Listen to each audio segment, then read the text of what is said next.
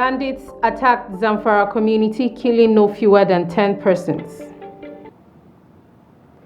Kano State Governor has approved dismissal of officials for Hajj affairs in all 44 local governments of the state. Plus, landslide tore through a mining company workers in southwestern China, killing 19 people.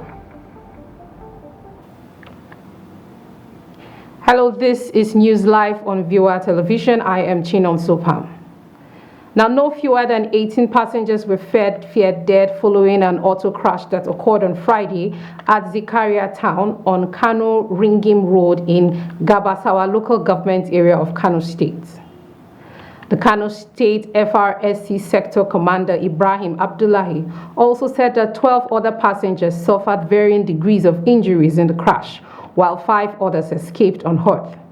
It was learned that some of the dead in the accident, which involved 2 commercial vehicles, were given mass burials at the accident scene, while others were handed over to their relatives.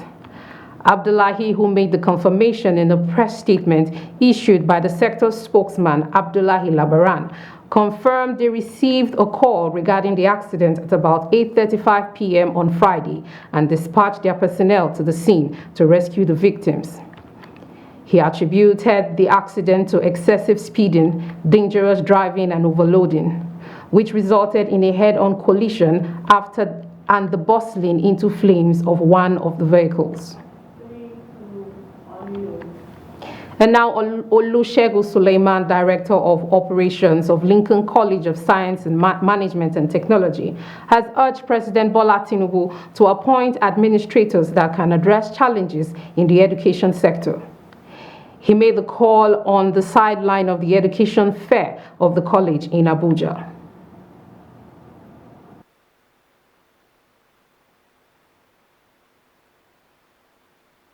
That curriculum and give us a curriculum that suits the situation currently in the world, so that when we have that, the educational sector in Nigeria can have an improvement and we can as well compete with other universities around the world. Olusegun Suleiman stated that Lincoln University have been in operation in Malaysia but replicating same in Nigeria to allow opportunities for quality education as obtained around the world.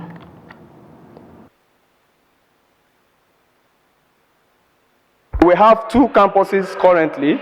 We have Lincoln College of Science, Management and Technology, Abuja, Kurudu, axis of Abuja. In this place, we have our accreditation under NBTE, National Board for Technical Education, and the Federal Ministry of Education. So in this place, we have a program that at the end of the day, students will be given a diploma certificate. We have computer software engineering on 80% practical. And we actually stand on that because that is our strength. We want to make sure that our students, after graduation, they become self-reliant instead of looking for a job. So they are going to create employment for people around Nigeria. Zigwe from the Student Affairs Department of the college confirmed the institution also provides self-reliable skills for basic survival of the students.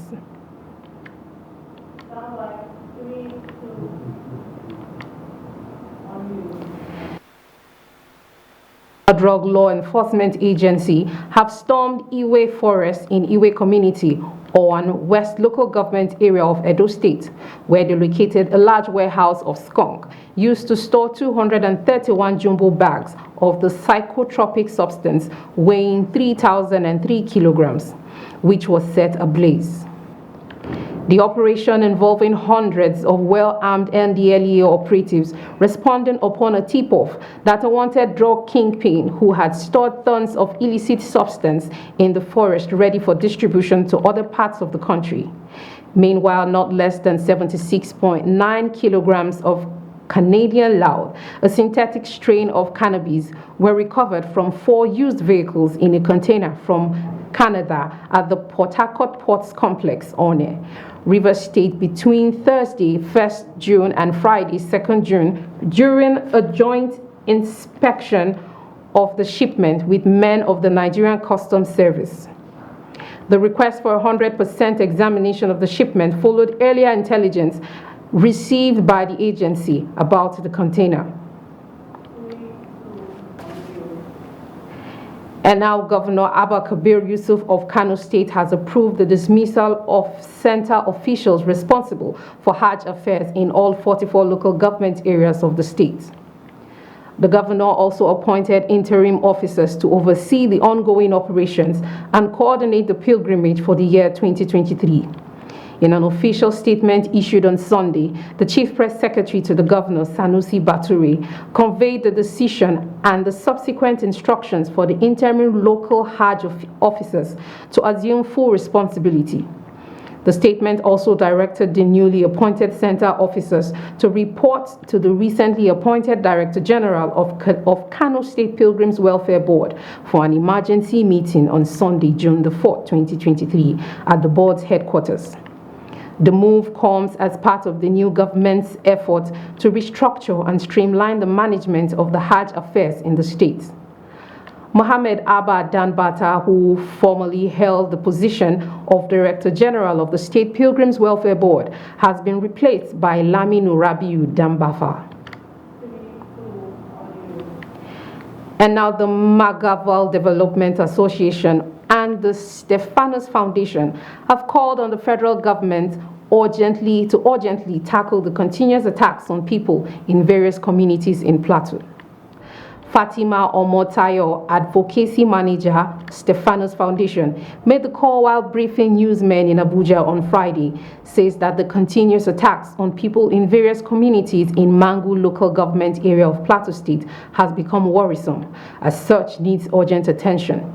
She said there are currently 10 internally displaced persons camps housing over 8,000 persons who had fled their ancestral homes as a result of the attacks.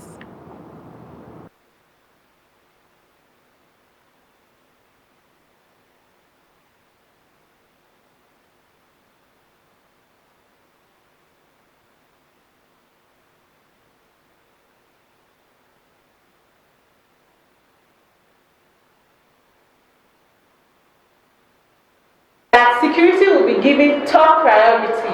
We really choose to believe this, but we look forward to seeing this transcend from mere rhetoric to reality on the ground. We are looking forward to it. We are watching, we are recording, and we'll continue to record. And at the end of the day, the facts will speak for themselves, whether this government is truly that of action. First Council has come up because of removal of subsidy and all that. It's already giving an impression that this government is one that is means what it says. We want to see it happen with the area of security.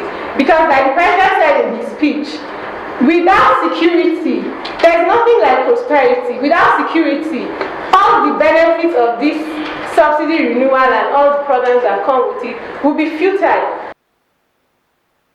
Advocacy Manager, Stephanus Foundation, Omotayo, said that it was also important for Nigerians to pray for the new leadership in the country to be able to tackle security issues with all seriousness and ensure that all perpetrators are prosecuted. And also speaking, Joseph Gwankat, National President, Magaval Development Association, called on the government to take urgent steps to facilitate the immediate return of all affected persons back to their homes. Government should take immediate steps to facilitate the immediate return of persons that have become refugees in different IDP camps by restructuring their homes, reconstructing their homes, and providing security for them as well. Otherwise, they won't be able to go back and continue with their farming activities. The readmittance and reintegration of the killer headsmen in our land again, if it will be at all, should be facilitated by NGO or any agency of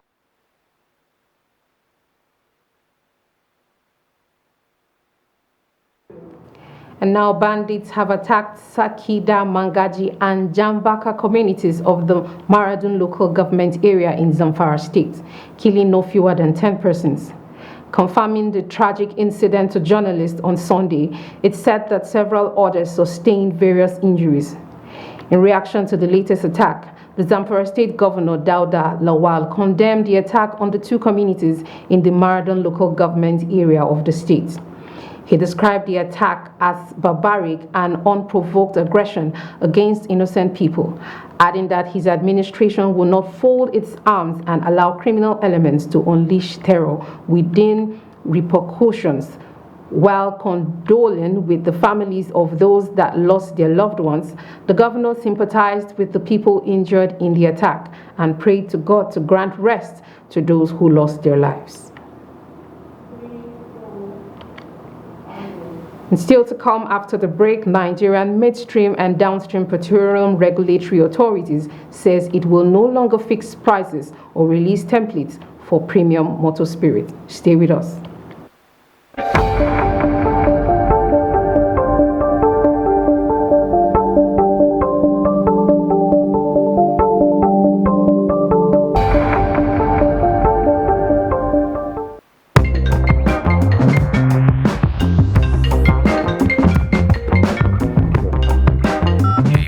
Good morning, gentlemen. How are you?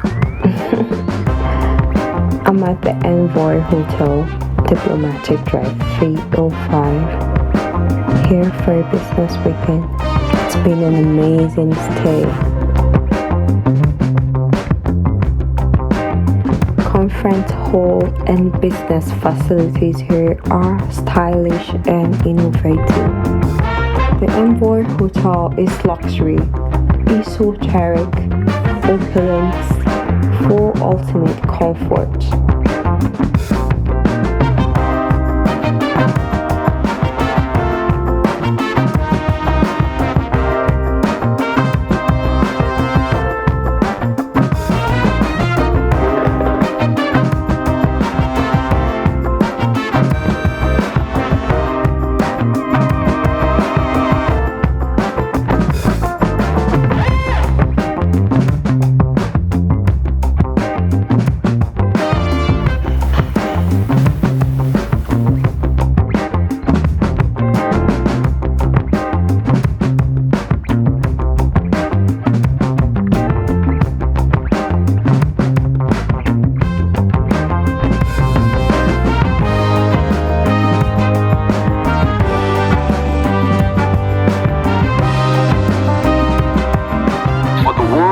Discerning travelers, we are more than just a place to stay. We are an icon of comfort, style, and thoughtful luxury. We are Envoy Hotel.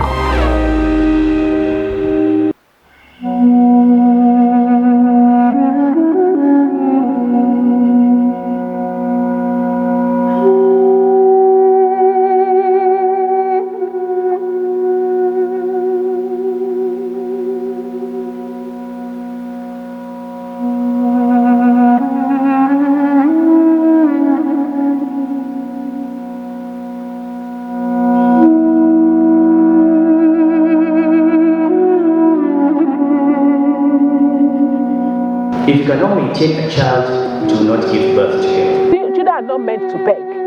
They are meant to be nurtured and cared for. They are meant to be protected, and they have rights. That's child maltreatment. That's child abuse. You don't,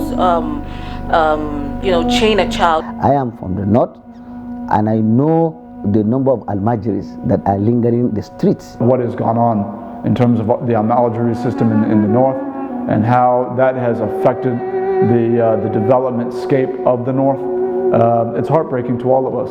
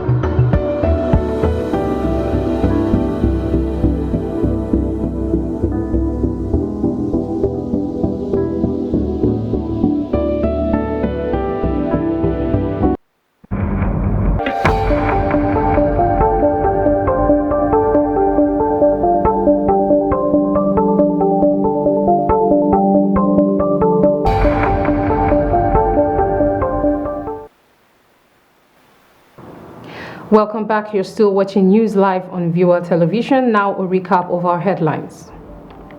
Bandits attacked Zamfara community, killing no fewer than 10 persons. Kano State government has approved dismissal of officials for Hajj affairs in all 44 local governments of the state. Plus, landslide tore through a mining company workers in southwestern China, killing 19 people. And now the Nigerian Midstream and Downstream Petroleum Regulatory Authority says it will no longer fix prices or release templates for premium motor spirit. Authority Chief Executive Farouk Ahmed, who said this at a news conference in Abuja on Friday, said that market forces will henceforth dictate prices under the liberalized market. Reports say the development was sequel to the removal of subsidy on PMS known as Petrol. Ahmed, however, said the market was now open for everybody that will import as far as they met all the requirements. And according to Ahmed, the role of the NNPCL is to fix prices of the petrol it imported and not take over the responsibility of the authority. The NMDPRA boss also disclosed that the federal government has officially scrapped petroleum equalization as well as the National Transport Allowance. He said the NMDPRA, the federal government, and Consumer Protection Commission would mount aggressive monitoring of activities in the downstream sector to prevent profiteering by petroleum marketers. And now the House of Representatives have urged the federal government to declare a state of emergency on drug sector as to tackle the drug scourge. The House also recommended that the federal government should develop preventive strategies such as a demographic campaign against abuse of drugs and its consequences, and to redirect the National Orientation Agency to devise an enlightenment campaign program against drug abuse in Nigeria. This followed a motion under matter of urgent national importance by Francis Otabo during the House plenary on Thursday.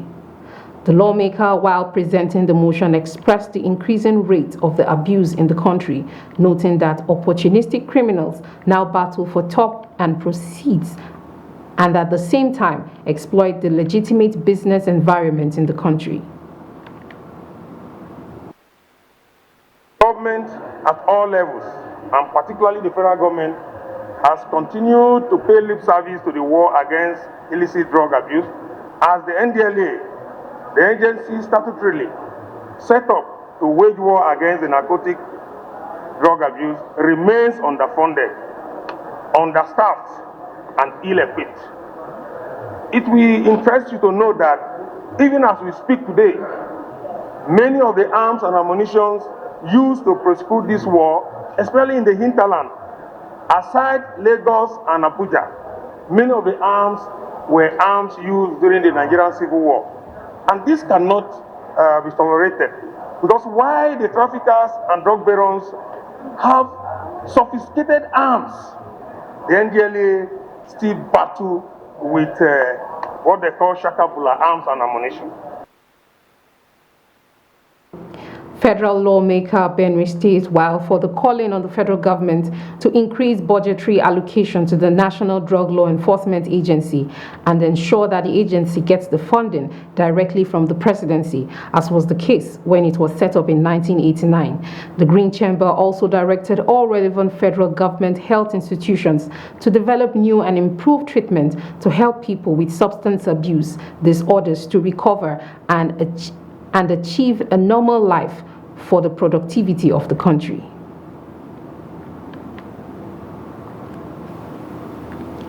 And the Kano State Fire Service has rescued 7 persons trapped under a collapsed wall at Malam Kato Square by Sapphire Store in Kano Metropolis. This is contained in a statement by the Public Relations Officer of the service, Saminu Abdullahi, on Sunday in Kano. Saminu said one side of the wall of Malam Kato Square collapsed and affected 7 people.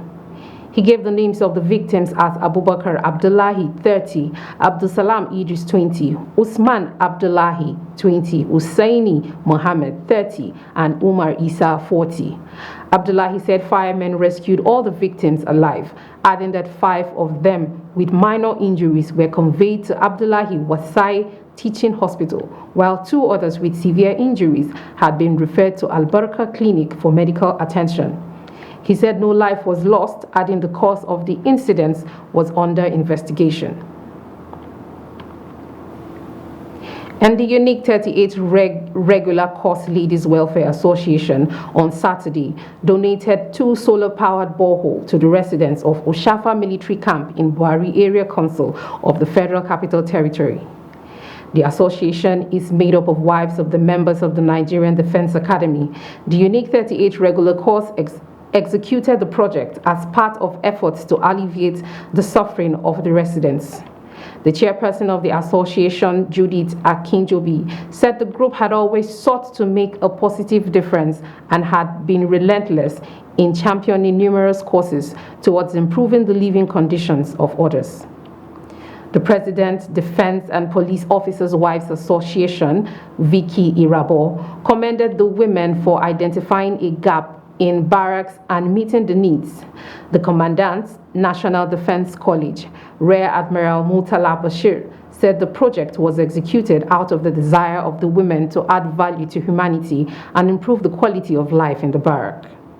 He described the initiative by the unique ladies as commendable, adding that it would touch the lives of all the personnel across the services. And back in Kaduna State, members of the Ariwa Young Professionals in Politics have called for disciplinary measures to be taken against erring APC members who chose to undermine or kick against decisions made by the party leadership. The Young Northern APC group suggested these disciplinary measures following the national leadership of the APC's decision regarding zoning at the National Assembly. We understand that there are times when the party's decision aligned with our desires bring us satisfaction, and other times when they may differ, testing our loyalty and respect for the party. The APC has officially zoned the speakership to the Northwest and has identified Honorable Tajuddin Abbas as its favored candidate. It is only logical for all party members in the National Assembly to honor and remain loyal to the party's decision. However, to our disappointment, we have observed certain individuals who have previously benefited from the party's allocation of positions, vehemently criticizing and attempting to undermine the party by forming a parallel decision-making process in collusion with opposition. We view this as unfortunate and unacceptable.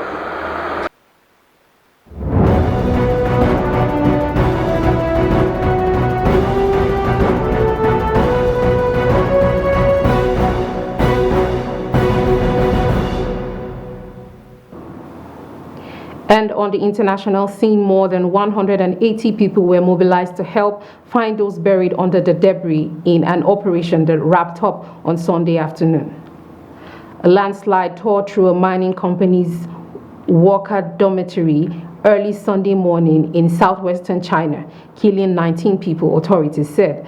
Those killed were all apparently workers with the Jinkanyun Mining Company.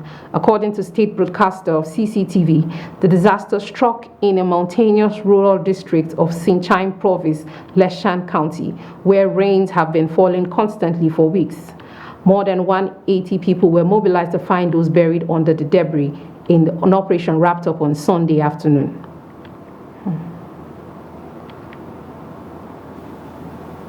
Now, hundreds of thousands of people marched in an anti-government protest in Poland's capital on Sunday, with citizens traveling from across the country to voice their anger at officials who they say have eroded democratic norms and created fears that the nation is following Hungary and Turkey down the path to autocracy. Warsaw Mayor Rafai Sakua, who belongs to the opposition party that led the march, estimated that 500,000 people took part. The Onet news portal estimated there were at least 300,000 at the march's culmination. Large crowds also gathered in Krakow and other cities across the nation of 38 million people, showing frustration with a government that critiques accused of violating the constitution and eroding fundamental rights in Poland, a country long hailed as model of peaceful and democratic change. Tworzymy warunki do rozwoju naszego.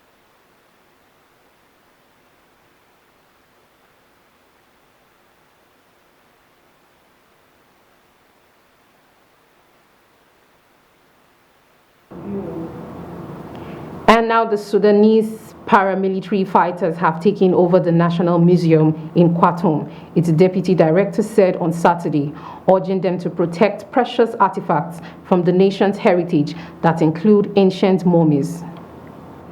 Members of the Rapid Support Forces group that has been fighting the army since mid-April for control of Sudan entered the museum on Friday, said Deputy Director Ilkaz Abdelatif. Museum staff do not know the situation inside the museum because they halted work there after the conflict suddenly erupted on April 15th, forcing police guarding the facility to quit. Abdul Latif said the RSF released a video filmed inside the museum grounds showing a soldier denying that they had done any harm to the museum or will do so, and inviting any individuals or organizations to visit the museum to check. The museum is in a large building on the banks of the River Nile in central Khartoum, near the central bank, in an area where some of the fiercest fighting has taken place. Amongst its thousands of priceless relics are embodied mummies dating to 2500 BC, making them among the oldest and archaeologically most important in the world. And the Hong Kong police have arrested at least 11 people who tried to publicly commemorate the victims of the Tiananmen Square massacre, in which thousands of protesters were killed in Beijing exactly 34 years ago. For more than 3 decades, locals in the Chinese semi-autonomous region of Hong Kong used to hold events to mark the anniversary of the bloody repression of the Tiananmen Square protest on June 4, 1989. However, this year the remembrance has been silenced as authorities in the former British colony continue to be ambivalent whether the public acts of mourning or legal Beijing's increasingly severe control of Hong Kong after the 2019 pro-democracy protest has also turned June 4th into a sensitive subject. On Sunday afternoon, Hong Kong police detained 2 women and a man from the popular shopping district of Causeway Bay. After their arrest, police officers found that the man dressed in black was carrying a candle in his bag, while one of the women carried a paper with the words "Free Hong Kong" and "Referendum."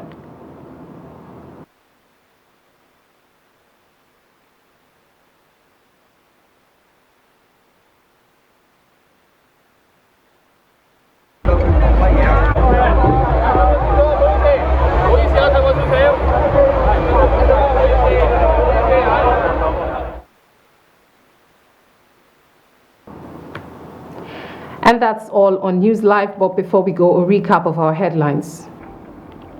Bandits attacked Zamfara community, killing no fewer than 10 persons. Kano State government has approved dismissal of officials for Hajj affairs in all 44 local governments of the state.